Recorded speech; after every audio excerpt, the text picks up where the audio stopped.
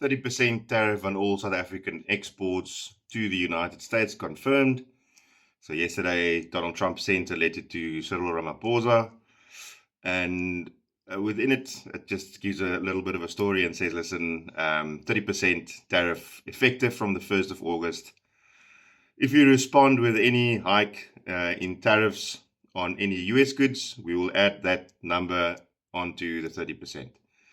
So, yeah, it's not the 40%, so we didn't get punished with an extra 10%, but nonetheless, a 30% tariff on all products export to the United States, our largest trading partner, is obviously going to have a devastating effect. So we'll probably see that in the US dollar rand exchange rate this morning, and probably on the JSE as well, as the markets react to this. Now, obviously, if there's no further delay or any effort made by the South African government to counter this, and it does take effect, and it is instituted from the 1st of August, we'll see, I think, a lot of companies that depend heavily on that export scramble within the next 3 weeks. They probably did before that, start looking at different markets, as it's going to be difficult to compete with an additional 30% tariff to be competitive in the US market against other imports. Obviously, there are some minerals, etc., that are difficult to source elsewhere, but that might still also have a significant influence on both the exporters of the product to the United States and the private companies within the United States that actually use the resources. So it's not good news for the agricultural sector. It's not good news for the South African economy at large. It's not good for investor confidence. It's not good for employment. Things are going to get more expensive if this continues, obviously, because there will be job losses. Obviously, from an import perspective with a weaker rand, that's going to be an issue. Then, but I think it's important to understand what Donald Trump's doing here, right? So he's actually separating private companies from the governments. Stating that as a country, there's a trade deficit and that we don't have a balanced trade arrangement with the United States, to the detriment, basically, of the United States.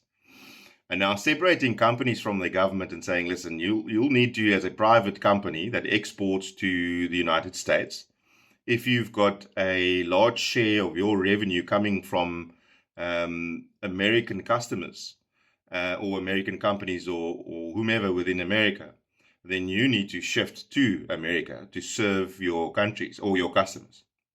So it's a definitive split between government and private companies to force the companies to abandon their position and alignment with the government, because it's effectively an indirect penalty to the companies because they produce within their country and then export to the United States.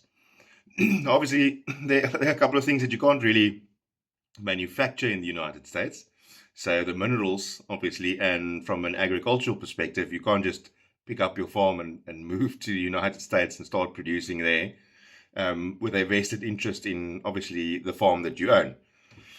There might be some manufactured goods that could probably shift. But yeah, we'll see what happens now.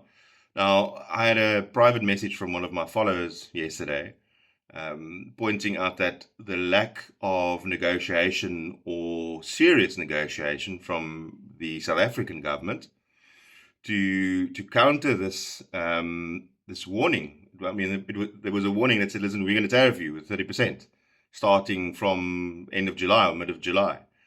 And there was no serious negotiation to counter this. And if there was, we don't know about it. And what the follower proposed was that this is maybe intentional.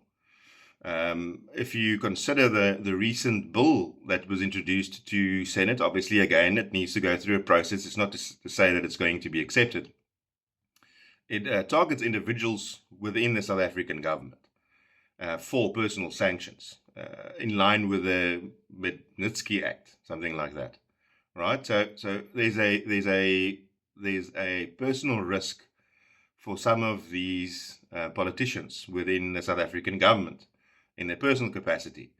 Now, obviously, when you are on a throne, and you've been on the throne for 30 years as a collective, and your position as the king is threatened and seriously threatened, especially by virtue of the last election, they drop in support and international pressure, not only on the South African economy, but on the personal individuals within the political parties that were on the throne, then you might want to do, which is not rational and not logic from an economic perspective for the good of the country, but for the good of your party as a entity or an organization, in contradiction to what you're supposed to do in serving the people. So that might just be the case, that there is an intentional lack of negotiation because the ANC would rather have the country fail, it appears, by way of their actions and inactions than be personally liable as individuals and an organization. So that rings fairly true, I think, from a logical perspective at this stage.